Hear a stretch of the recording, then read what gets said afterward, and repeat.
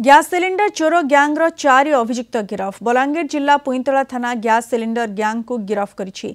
सेमानंकठारु Tata AC गाड़ी सह 133 cylinder जबत करिछि police.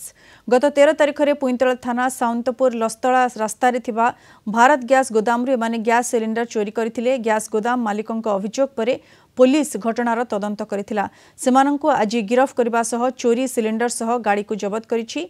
13 तारिख रे चोरी होइथिबा 51टी सिलिंडर सह पूर्वरु चुड़ापल्ली गोदाम रे चोरी करिथिबा 13टी सिलिंडर मध्य रहिछि। प्राय 6 मास पूर्वरु चोरी करिथिबा 69टी सिलिंडर भी जबत होइछि। ए घटनार अधिक तदंत चलिथिबा बलांगीर एसडीपीओ सूचना दैछन्ति।